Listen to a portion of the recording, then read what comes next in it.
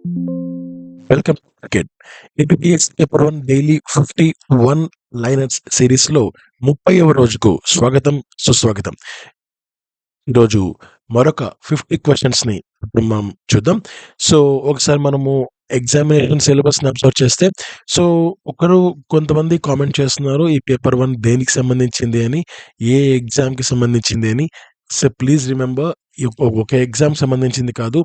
Majority ఏబీపీఎస్‌సి release చేసే majority నోటిఫికేషన్స్‌లో paper 1 ఇదే సిలబస్సే ఉంది. సో, ఇది ఒక ఎగ్జామ్‌కి సంబంధించింది కాదు. ఎక్కువ ఎగ్జామ్స్‌కి సంబంధించింది. సో, అందుకే నేను ఈ యొక్క సిలబస్‌ని బేస్ చేసుకొనే నేను మీకు క్వెషన్స్‌ని ప్రొవైడ్ చేస్తున్నాను. ఒకవేళ సిలబస్‌లో కొంత వేరియేషన్ ఉంటే ఉండొచ్చు. బట్ హిస్టరీ కానీ, geography, polity, economy, sustainable development కానీ, science and technology, current affairs ఇవైతే ఖచ్చితంగా కామన్ ఉంటాయి. ప్రతి దాంట్లో కామన్ ఉంటాయి. మేబీ కొన్ని పదాలు వేరుండొచ్చు. బట్ మ్యాథ్ మాత్రం ఇదే ఉంటుంది. సో, మీరు ఏబీపీఎస్సీ పేపర్ 1కి సంబంధించి ఏ ఎగ్జామ్ రాసినా కూడా ఈ వీడియోస్ మీకు యూజ్ అవుతాయి. Okay. Okay. Let's start. International current అఫైర్స్‌లోకెళ్తే ఫస్ట్ క్వెషన్. ఇటీవల ఏ దేశం అంతర్జాతీయ సౌర కూటమిలో 107వ సభ్యురాలిగా మారింది? సో, దీనికి answer Moldova. So, which has become the 107th member of the international solar alliance? Answer Moldova. తర్వాత ఇటీవల ఆగస్ట్ 8, 2025న ఏ దేశం మానవ ఆఫ్రికన్ ట్రైపానోసోమియాసిస్ హెచ్ఏటి స్లీపింగ్ సిక్నెస్ అని కూడా పిలిచే ఈ యొక్క ప్రజారోగ్యానికి ఆందోళనగా ఉన్న దాన్ని పూర్తిగా లేకుండా చేసింది. సో, ఈ విషయాన్ని డబ్ల్యూహెచ్ఓ కూడా కన్ఫర్మ్ చేసింది, ధృవీకరించారు. సో, దీనికి ఆన్సర్ కెన్యా అన్నమాట. Which country has eradicated human African trypanosomiasis, also called sleeping sickness, as a public health concern confirmed by WHO on August 8th, 2025. Answer is Kenya. తర్వాత అంతర్జాతీయ left handers day ఎప్పుడు? August 13న. International left handers day August 13.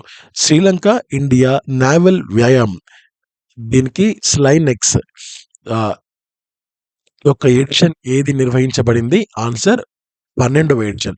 Which edition of Sri Lanka India naval exercise SLINEX was organised in? Answer 12th. Next question. ఇటీవల అంతర్జాతీయ big cat alliance లో అధికారికంగా ఏ దేశం చేరింది? ఆన్సర్ ఏ దేశంలో చేరింది? Answer is Nepal. Which country has officially joined the international big cat alliance recently? Answer Nepal. So, next national కన్ఫరెన్స్లోకి వెళ్దాం. అహ్మదాబాద్లో జరిగిన 2025 కామన్వెల్త్ వెయిట్ లిఫ్టింగ్ ఛాంపియన్షిప్లో అతని 2 వరుస స్వర్ణం ఎవరు గెలిచారు? సో, ఆన్సర్ వరుసగా 2వ స్వర్ణం అంటే answer V Ajay Babu. Who won the second straight gold at the 2025 Commonwealth weightlifting championships in Ahmedabad? Answer V Ajay Babu. August 2025లో పెట్రోలియం మరియు సహజ వాయువు మంత్రిత్వ శాఖ అప్నా ఘర్ను ప్రారంభించింది. So, in August 2025 the ministry of petroleum and natural gas has launched Apna Ghar initiative. Next, భారత నావికాదళం హిమ్గిరిని అందుకుంది. ఇది ఒక అధునాతన గైడెడ్ షిప్ అని యుద్ధ నౌక. దీని పేరు Himgiri. The Indian navy received Himgiri, an advanced guided missile frigate.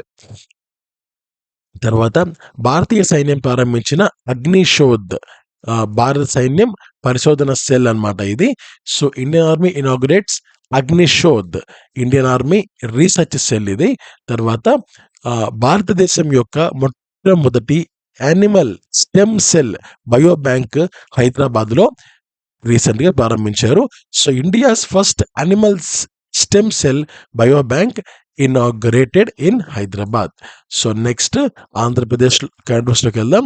గిరిజన photo of the year award 2025 ఈ పోటీని ఆంధ్రప్రదేశ్ క్రియేటివ్ కల్చర్ కమిషన్ నిర్వహించింది. So, tribal photo of the year award 2025 this contest was organised by Andhra Pradesh creative culture commission. తర్వాత ఇటీవల union cabinet 4 semi conductor ప్లాంట్లను ఆమోదించింది. వాటిలో ఒకటి ఆంధ్రప్రదేశ్కు చెందింది. ఇది ఏమిటి అంటే ఆసిఫ్ టెక్నాలజీస్ ఆంధ్రప్రదేశ్.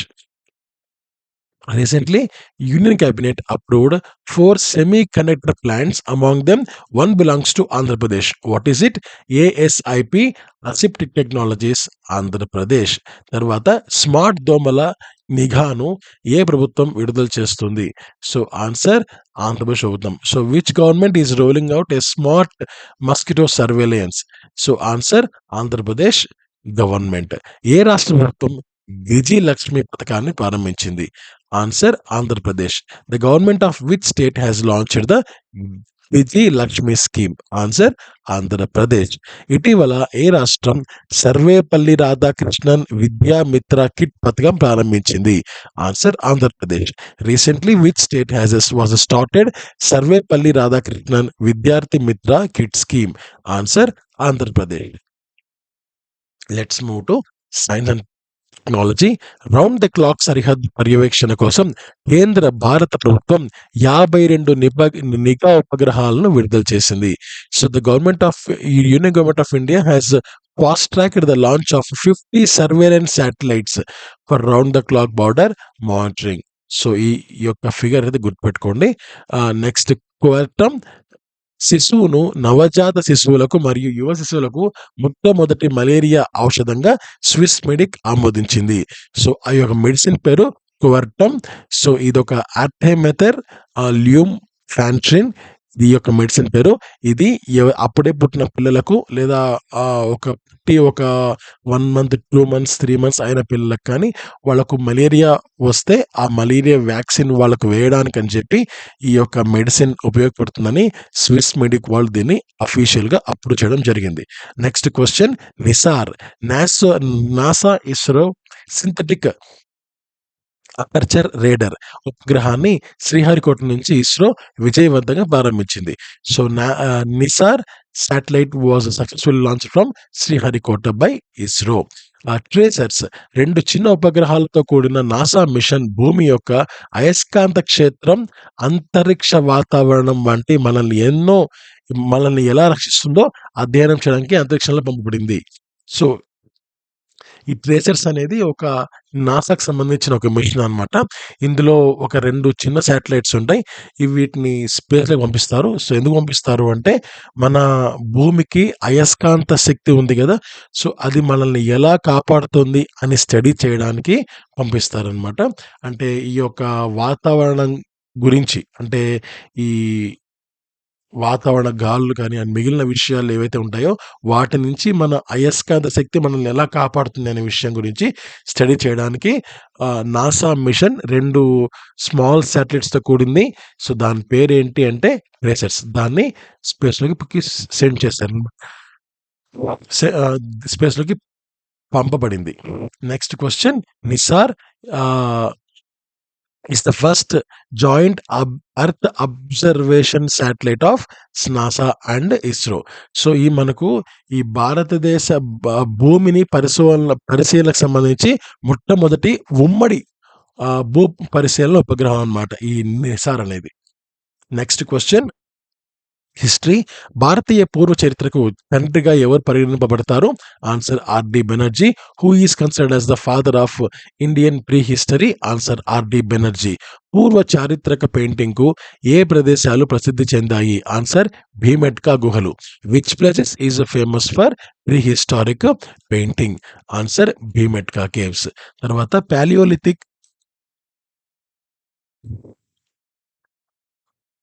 పాలియోలిథిక్ యుగం యొక్క ముఖ్యమైన ఆవిష్కరణ ఏమిటి?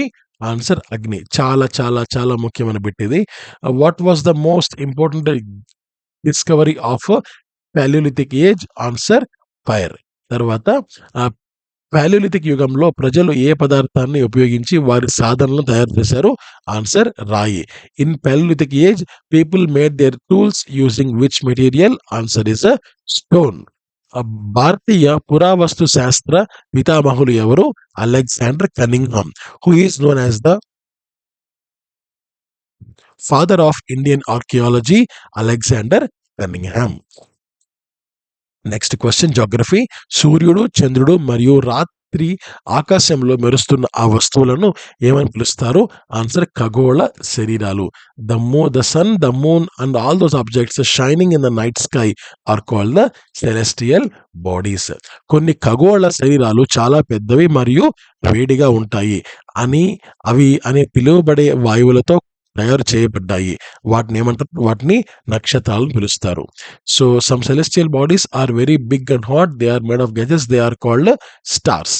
తర్వాత ఖగోళ శరీరాల అధ్యయనంను ఏమని పిలుస్తారు? ఆన్సర్ ఖగోళ శాస్త్రం. The study of celestial bodies and its associated phenomena is called astronomy. ఒక నెలలో చూసినట్లుగా చంద్రుని యొక్క ప్రకాశవంతమైన భాగం యొక్క వివిధ ఆకృతులను ఏమని పిలుస్తారు? చంద్రుని దశలు. The various shapes of bright part of the moon as seen during the month are called the phases of the moon. సూర్యుడి మరియు భూమి యొక్క మధ్య దూరం ఎంత? ఆన్సర్ 150 మిలియన్ కిలోమీటర్లు. What is the distance between the sun and the earth? 150 million kilometers. Polity విషయానికి వస్తే భారత రాజ్యాంగం యొక్క ఉపోద్ఘాతం అంటే ప్రియాంబుల్ ఏ స్వేచ్ఛను మూర్తిభవించలేదు? అంటే ఆన్సర్ ఆర్థిక స్వేచ్ఛ. Which Liberty is not embodied in the preamble of constitution of India? Answer economic Liberty. భారత రాజ్యాంగం యొక్క ఉపోద్ఘాతంలో పౌరులందరికీ న్యాయం అందించబడుతుంది. సో ఎలా అంటే సామాజిక, ఆర్థిక మరియు రాజకీయ. In the preamble of Indian constitution which justice is provided to all it's citizens, social, economic and the political. భారత రాజ్యాంగం యొక్క ఉపోద్ఘాతం మా సార్వభౌమ జాతకం డెమోక్రటిక్ రిపబ్లిక్ అని ఎవరు పిలిచారు? అంటే ఈ యొక్క ప్రియాంబుల్ని ఇలా ఎవరు పిలిచారు అంటే KM Munshi. Who is called the preamble of Indian constitution as the horoscope of our sovereign democratic republic? Answer KM Munshi. ఇవేంటంటే అండి ఎగ్జామినేషన్ పాయింట్ ఆఫ్ వ్యూ కొంత ఇంపార్టెంటే, కానీ the examination point of view ఈ యొక్క అంటే ఈ 1 ఎంసీక్యూస్ ఉంటాయి కదా, అంటే ఒకటి ఇచ్చి ఇప్పుడు ఫర్ ఎగ్జాంపుల్ ఇదే క్వశ్చన్ ఇచ్చి కింద కేఎం మున్షి కానీ అండ్ మిగిలిన ముగ్గురు పేర్లు ఇచ్చి దీంట్లో ఒక ఆప్షన్ సెట్ చేసుకోండి అంటే ఆటోమేటిక్గా కేఎం మున్షి గారిని మనము పిక్ చేసుకుంటాం. ఇలా ఈ మోడల్ కాకుండా ఏపీఎస్సి గ్రూప్ 1లో లేదా యూపీఎస్సిలో కానీ ఈ మెయిన్స్లో కానీ నెక్స్ట్ గ్రూప్ 1 మెయిన్స్లో కానీ మీరు ఆర్టికల్స్ రాస్తున్నప్పుడు ఆ ఆర్టికల్స్ మధ్యలో కనుక ఇదే విషయాన్ని కేఎం మున్షి గారు కూడా ప్రస్తావించారు. సో ఆయన ఇలా ప్రస్తావించారు అని మీరు ఇలాంటి కోట్స్ కనుక మీరు మధ్యలో యాడ్ చేస్తే మీకు ఎంతైతే వాళ్ళు మార్క్స్ వేయాలనుకుంటున్నారో దానికి మించి అంటే ఒక 5-6 మార్క్స్ ఇంకా ఎక్స్ట్రా పడతాయి మీకు. ఈ కోట్స్ అనేది మధ్యలో యాడ్ చేయాల్సి వస్తుంది. సో అది చాలా చాలా ముఖ్యం. మెయిన్స్ ఎవరైతే ప్రిపేర్ అవ్వాలనుకుంటున్నారో వాళ్ళు ఇలాంటి కోట్స్ అయితే మీరు ఒక పుస్తకంలో పూర్తిగా రాసుకోండి. ఎందుకంటే నేను అలా చేశాను. సో ఒక 50-70 వరకు కోట్స్ రాసుకోండి. వాటిని డైలీ అబ్జర్వ్ చేస్తూ ఉండండి. ఎగ్జామినేషన్ పాయింట్ ఆఫ్ వ్యూ ఖచ్చితంగా మీకు ఒక 6-7 మీ మైండ్లో వస్తాయి. అవి మీరు అక్కడ కోట్ చేయండి. చాలా చాలా అంటే అవే మీకు మీ యొక్క ఆన్సర్కి అవే ఎక్కువ బలాన్ని ఇస్తాయి. తర్వాత వాళ్లకు ఆన్సర్ పేపర్ కరెక్ట్ చేసే వాళ్ళకు కూడా ఓహో వీళ్ళకు ఈ నాలెడ్జ్ కూడా ఉందా, ఈ యొక్క అంటే ఎవరు ఏం చెప్పారనే నాలెడ్జ్ కూడా ఉందా అని ఆలోచన వాళ్ళకు వస్తుంది. సో అలా మీకు 2 రకాలుగా కూడా మీకు ప్లస్ పాయింటే ఉంటుంది. ఒకటి మీకు నాలెడ్జ్ ఉందని, తర్వాత మీ ఆన్సర్ పికప్ అవుతుంది, మీకు కొంచెం గ్రో అవుతుంది అనమాట మీరు రాసిన ఆన్సర్. సో నెక్స్ట్ క్వశ్చన్, భారత రాజ్యాంగం యొక్క తయారీదారుల మనస్సు ప్రతిబింబిస్తుంది. సో ఆన్సర్ దేని ద్వారా? ఆన్సర్ ఉపోద్ఘాతం. So the mind of makers of the constitution of India is reflected in the preamble. తర్వాత రాజ్యాంగ ప్రభుత్వం అంటే రాజ్యాంగ నిబంధనల ప్రకారం పరిమితం. So constitutional government means a government limited by the terms of constitution. So దానికి లోబడే పని చేయాల్సి ఉంటుంది. ఎకానమీ విషయానికి వస్తే ఫైనాన్షియల్ స్టెబిలిటీ బోర్డ్ అనే పదం దేనితో సంబంధం కలిగి ఉంది? G20 దేశాలు. The term financial stability board is associated to which organisation? G20 countries. భారతదేశం ఏ వస్తువు విషయంలో అతిపెద్ద ఉత్పత్తిదారు మరియు ఎగుమతిదారు? Answer mica. So India is the largest producer and exporter of mica. Lorenz curve దేనిని ప్రాతినిధ్యం వహిస్తుంది? ఆన్సర్ ఆదాయ పంపిణీ. Which is represented by the Lawrence curve? Answer income distribution. తూర్పు యూరోపియన్ దేశాలతో భారతదేశం ఏ రకమైన వాణిజ్యాన్ని నిర్వహించింది? ఆన్సర్ ద్వైపాక్షిక వాణిజ్యం. So what type of trade is being undertaken by India with East European countries? Answer bilateral trade. ఏ 5 ఏళ్ల ప్రణాళిక రాష్ట్ర మాధ్యమిక విద్యా బోర్డులను ప్రవేశపెట్టింది? ఆన్సర్ మూడవ. Which 5-year plan introduced the state secondary education boards? Answer third అన్నమాట. Next 9th point, sustainable development విషయానికి వస్తే అధిక అటవీ నిర్మూలన యొక్క అత్యంత ప్రమాదకరమైన ప్రభావం ఏంటి? అడవి జంతువుల నివాస నాశనం. So the most dangerous effect of excessive deforestation, the destruction of habitat of wild animals. 90 east ridge ఎక్కడ ఉంది? ఆన్సర్ హిందూ మహాసముద్రం. So where is the 90 east ridge situated? Indian ocean. వర్షం కారణంగా ఇంటెన్సివ్ లీచింగ్ కు ఏ మట్టి ఉంటుంది? Answer laterite. Which soil is prone to intensive leaching due to rain? Answer laterite. నేల ఏర్పడటానికి ఒక దశ ఏది అంటే భూకంపాలు, అగ్ని పర్వత విస్ఫోటనాల వల్ల నేల ఏర్పడుతుంది. Which is the step in the formation of the soil? Answer earthquake and volcanic eruptions. నేల సారాన్ని పెంచడానికి ఏ పంటలను పెంచుతారు? Answer black gram. Which crops are grown to increase soil fertility? Answer black gram. And the last point, disaster management. ఉష్ణమండల తుఫాన్లు లోపల ఉద్భవించాయంటే ట్రాపిక్ ఆఫ్ క్యాన్సర్ మరియు ట్రాపిక్ ఆఫ్ క్యాప్రికార్న్ మధ్య. Tropical cyclones originate within intermediate between tropic of cancer and tropic of Capricorn. తర్వాత పర్యావరణ ఆరోగ్య నిర్వహణ యొక్క మొదటి దశ ఎప్పుడు ప్రారంభమైంది? విపత్తు సమ్మెకు చాలా కాలం ముందు.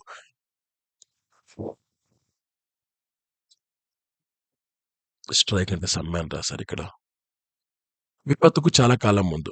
The first phase of environmental health management begins long before a disaster strike.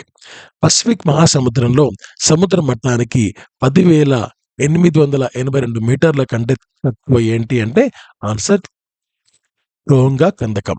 So what lies about 10,882 meters below sea level in the Pacific Ocean? Answer Tonga trench. ఉష్ణమండల తుఫాను, కరువు, అడవి మంటలు ఇవి వాతావరణ ప్రమాదాలు. సో ఈ యొక్క tropical cyclone, drought, wild fire is the meteorological hazards. తర్వాత లాస్ట్ క్వశ్చన్, విపత్తును ఏ ప్రాతిపదికన వివిధ రకాలుగా వర్గీకరించవచ్చు? మానవ జీవితాన్ని కోల్పోవడం. The disaster can be classified into various types on the basis of loss of human life, their result. Thank you so much. Have a great day. Namaste. Jai Hind.